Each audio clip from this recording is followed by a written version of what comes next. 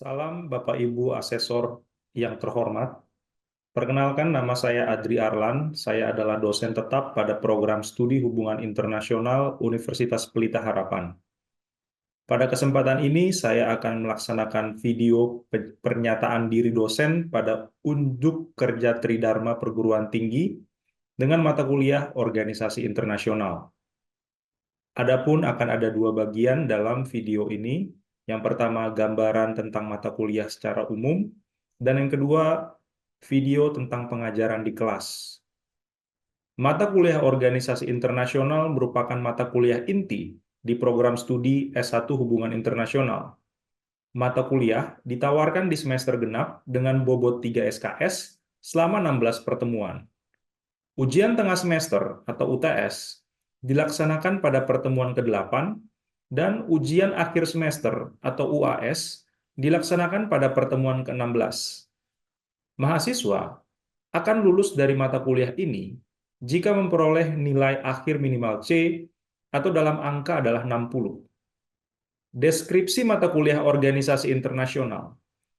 Mata kuliah ini memusatkan perhatian pada bagaimana negara menghadapi tantangan politik, keamanan, ekonomi, dan perubahan global lainnya dari perspektif organisasi internasional.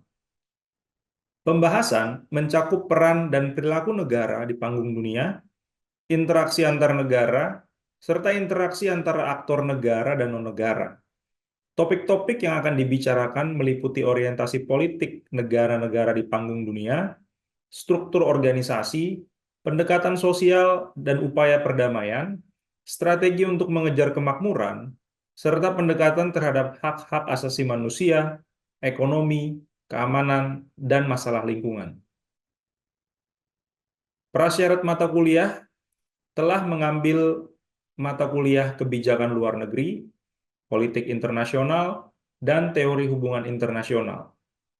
Buku acuan yang digunakan ada dua. Yang pertama, Introduction to International Organizations, Politics, Law, Practice oleh Ian Hurt dari Cambridge University Press tahun 2010. Buku yang kedua adalah International Organizations, The Politics and Processes of Global Governance oleh Margaret P. Carnes dan Karen Amings dari Cambridge University Press 2009. Capaian pembelajaran mampu menerapkan pemikiran logis, kritis, sistematis, dan inovatif dalam konteks pengembangan atau implementasi ilmu pengetahuan dan teknologi yang memerhatikan dan menerapkan nilai humaniora yang sesuai dengan bidang keahliannya. Mampu menganalisis interaksi antar aktor dalam hubungan internasional yang berpengaruh pada aspek ekonomi, politik, sosial budaya, pertahanan dan keamanan pada tingkat lokal, nasional, regional, maupun global, serta mampu menganalisis kebijakan luar negeri yang relevan sebagai dasar pengambilan keputusan dalam penyelesaian masalah dan interaksi dengan organisasi internasional. Penyampaian mata kuliah dilaksanakan dalam 3 bagian. Pertama, luring, yaitu mahasiswa hadir di kelas secara tatap muka. Kedua, daring, mahasiswa hadir menggunakan Microsoft Teams atau Zoom secara tatap muka. Dan yang ketiga, asinkronus, yaitu mahasiswa belajar secara mandiri dengan mengakses materi di LMS, yaitu Moodle. Interaksi di kelas dibagi menjadi 2. Yang pertama, grup, yaitu presentasi tanya-jawab dan membahas studi kasus mengenai organisasi internasional, diskusi melalui WhatsApp Group, dan diskusi kelas. Secara individual, yaitu penyusunan materi presentasi dan presentasi di kelas, kemudian belajar secara asinkronus dengan mengakses dan mempelajari secara mandiri materi berupa PowerPoint atau video yang ada di LMS, yaitu Moodle. Inilah tampilan dari LMS Moodle mata kuliah Organisasi Internasional. Ada 16 sesi di mata kuliah Organisasi Internasional dengan topik-topik sebagai berikut. Sesi 1, pengenalan organisasi internasional. Kedua, teori, tipe, dan metode organisasi internasional. Ketiga, pengenalan World Trade Organization atau WTO. Keempat, pengenalan International Monetary Fund atau IMF dan World Bank atau WB. Kelima, pengenalan United Nations atau UN dan United Nations Security Council UNSC. Keenam, implementasi dari International Criminal Court atau ICC dan International Court of Justice atau ICJ. Ketujuh, implementation dari European Union EU dan Association of Southeast Asian Nations atau ASEAN. Kedelapan, ujian tengah semester midterm exam dalam bentuk ujian tertulis. Sesi 9 bertopik presentasi kelompok dengan studi kasus Indonesia WTO dan Indonesia IMF. Ke-10 presentasi kelompok dengan studi kasus Indonesia World Bank dan Indonesia UN. Ke-11 presentasi kelompok dengan studi kasus Indonesia UNSC dan Indonesia WHO. Ke-12 presentasi kelompok dengan studi kasus Indonesia ICC dan Indonesia ICJ. Ke-13 presentasi kelompok dengan studi kasus Indonesia ASEAN dan Indonesia EU. Ke-14 Indonesia dan rezim internasional perubahan iklim dalam Conference on the Parties atau COP. Ke-15 Indonesia dan rezim internasional non-proliferasi senjata nuklir. Dan pertemuan ke-16 adalah ujian akhir semester dalam bentuk paper kelompok. Bobot penilaian pada mata kuliah ini dibagi menjadi 4 jenis. Yang pertama midterm exam atau ujian tengah semester. Kegiatannya adalah ujian tertulis dengan bobot 30%. Kemudian ada final exam atau ujian akhir semester dengan kegiatan project research paper atau paper kelompok dengan bobot 40%. Kemudian ada CAT 1 dalam bentuk kegiatan quiz, activities, and individual task dengan bobot 20%. CAT 2 ada group presentation atau presentasi kelompok dengan bobot 10%. Jadi totalnya adalah 100%. Demikianlah bagian pertama dalam pernyataan diri dosen pada unjuk kerja Tridharma Perguruan Tinggi bidang pengajaran. Selanjutnya, Bapak dan Ibu Asesor akan melihat video pengajaran di kelas, mata kuliah organisasi internasional dengan studi kasus Organisasi Perdagangan Dunia atau World Trade Organizations, WTO. Terima kasih. Oke, selamat sore teman-teman mahasiswa. Selamat sore, Pak. Apa kabarnya? Baik. Melanjutkan kelas yang kemarin tentang organisasi internasional, kita akan mulai dengan studi kasus. Nah, untuk topik pada hari ini, kita akan membahas mengenai World Trade Organizations atau Organisasi Perdagangan Dunia, WTO lah, kalau dalam bahasa singkatannya akronim ya. Mungkin kalian udah familiar ya dengan WTO, udah pernah dengar kan? Nah, sekarang kita akan kulik, kita akan lihat substansinya, apa sih WTO itu? Nah, kita masuk ke sejarah dulu. Organisasi Perdagangan Dunia atau WTO ini dibentuk pada tahun 1995 setelah berhasil melakukan pembicaraan yang bernama General Agreement on Tariffs and Trade atau GATT selama hampir 50 tahun. Dan dia memiliki lokasi di Jenewa, Swiss. Kenapa saya langsung mention Jenewa atau Swiss? Karena kalian tahu nggak natur dari negara ini, Swiss? Ada yang tahu nggak bendera Swiss itu bentuknya seperti apa? Ayo. Seperti plus ya. Apa maknanya? Ada yang tahu nggak kenapa? Swiss itu dikenal sebagai negara apa? Kenapa banyak orang-orang investasi atau kalau di Uni Eropa tuh lembaga finansial tuh banyak berlokasi di Swiss? Karena negaranya netral ya.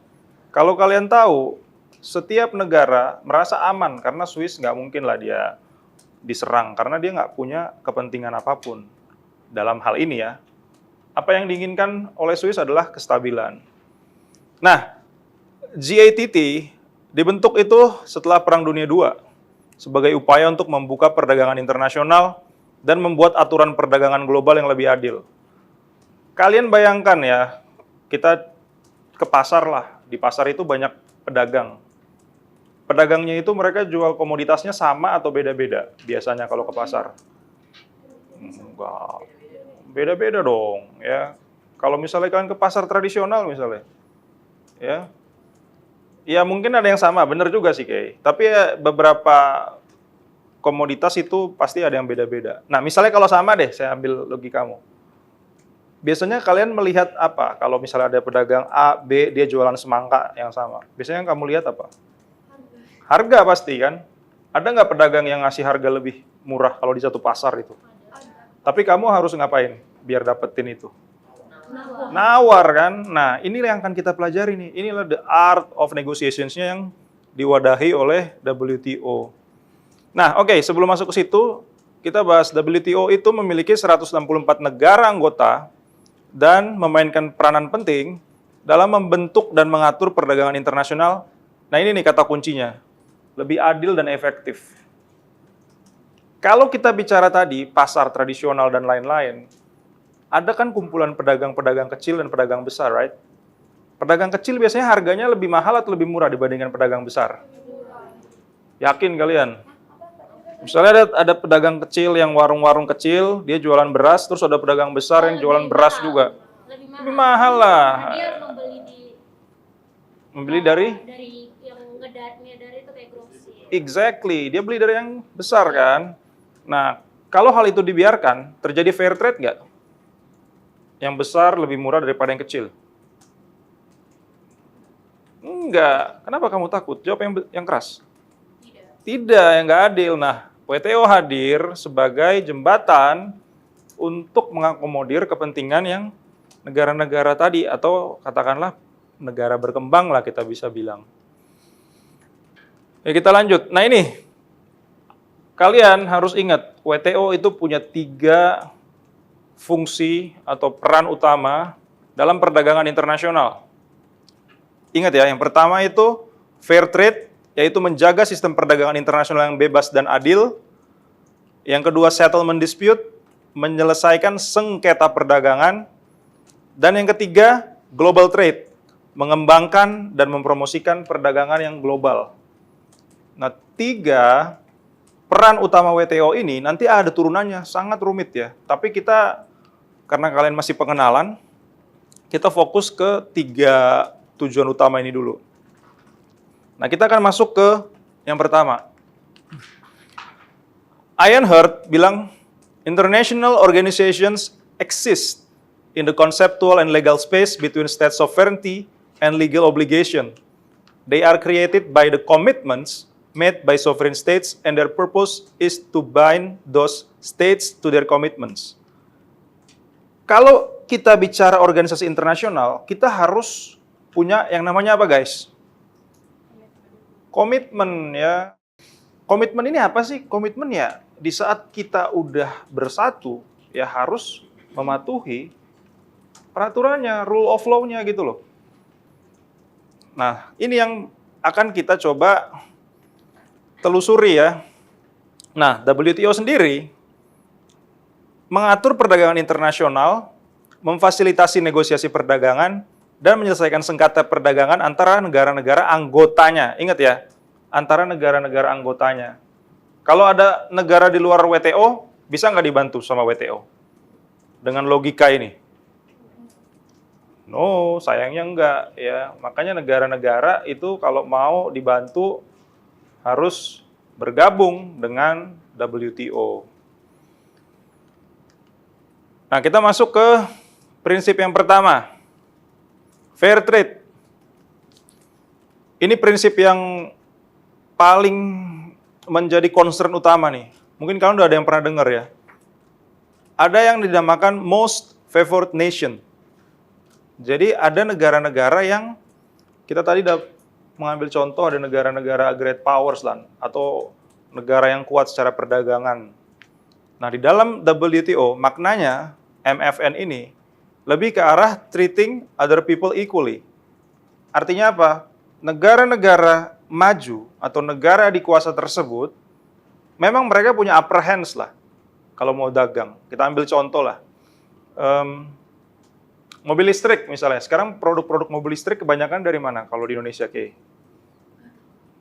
Masa nggak tahu banyak mobil listrik dari mana tuh, negara mana? Ya itu dari mana? Cina, apalagi? Korea Selatan ya. Nah tapi kita kan nggak bisa nerima aja, ya. Kita juga harus punya kontribusi. Akhirnya apa yang dilakukan?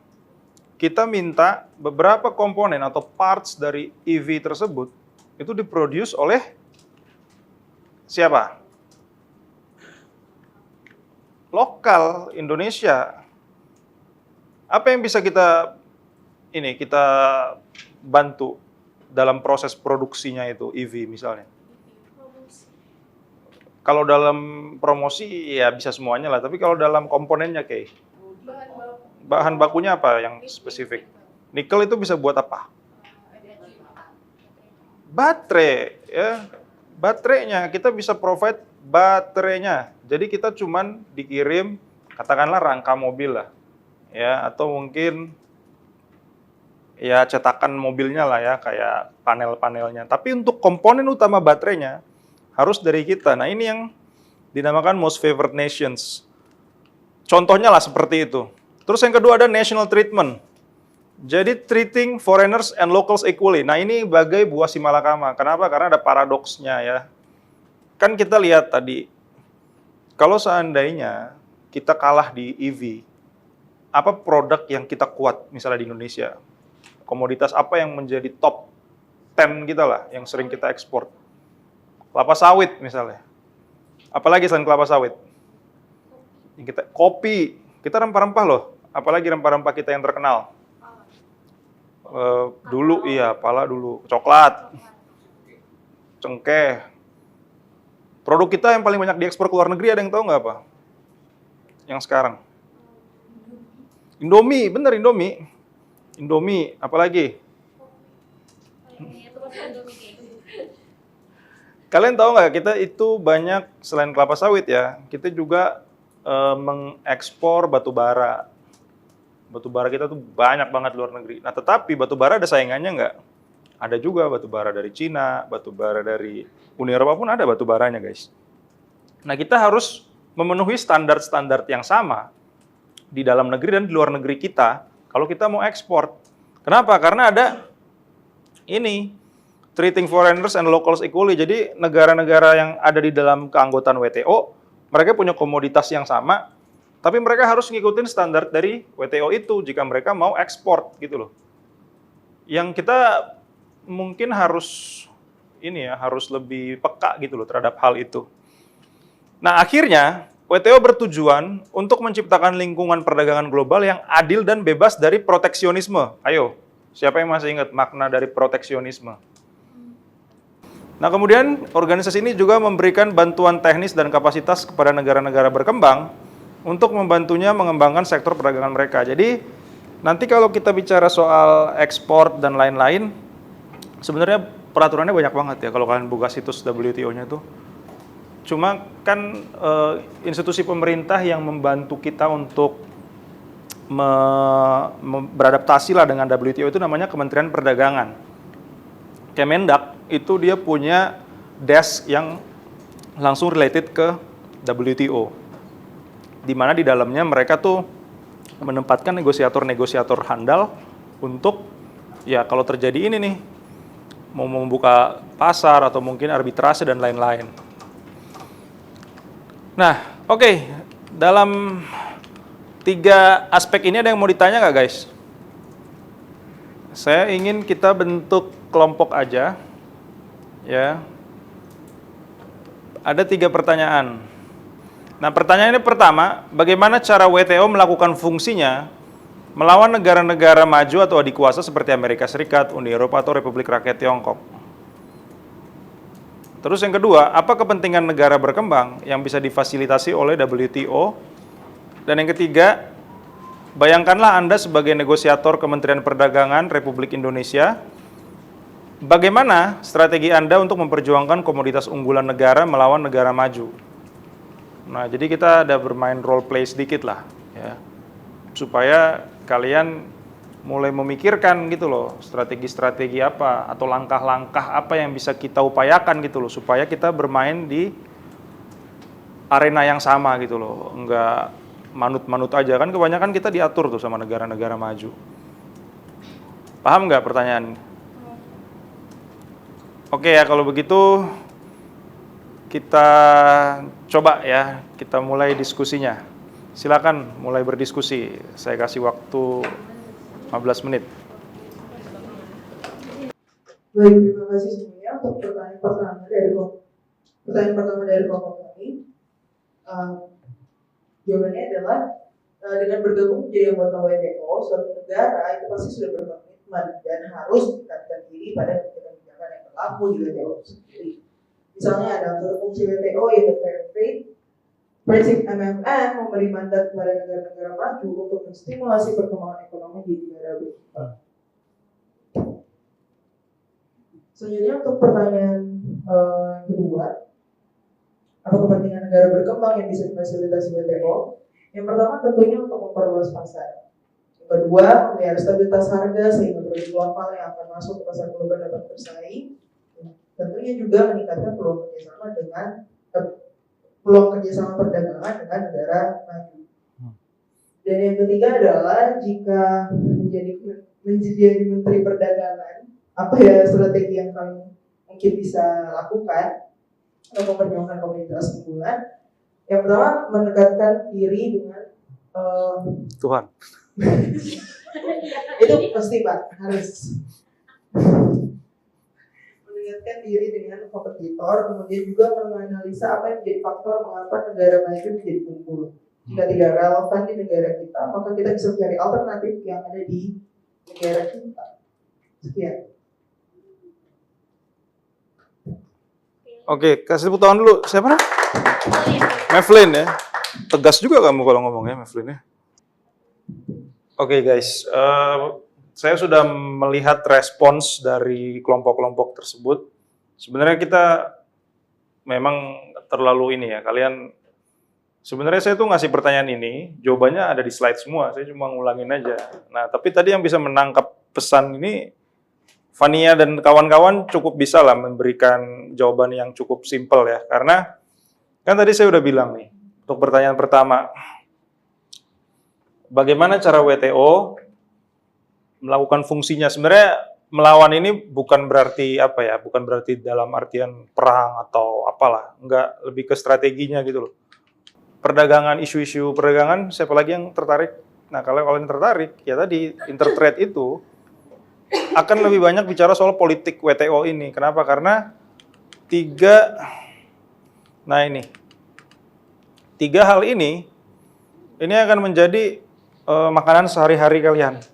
Ya, bagaimana menciptakan fair trade, terus kalau ada sengketa harus dikasih forum untuk, pokoknya forumnya ini penting lah. Kenapa? Karena kita nggak ada yang mau rugi kan, masa kita dagang nggak mau cuan gitu intinya. Iya kan, makanya WTO ini medan tempurnya lah bisa dikatakan.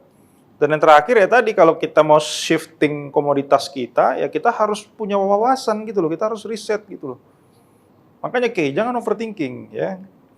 Baca aja slide-slide, saya tuh akan memberikan pertanyaan yang mostly related dengan isi slide saya ya. Kalian tadi saya dengerin diskusinya dari ujung sana ke benua selatan, ke benua utara, kutub utara, kutub selatan, nggak apa-apa. Tapi udah mulai nangkep kan logikanya. Pokoknya kita nggak usah, kita di tingkat pemahaman kalian kan masih dasar ya. Jadi baca aja ini yang umum-umum aja gitu loh, ya.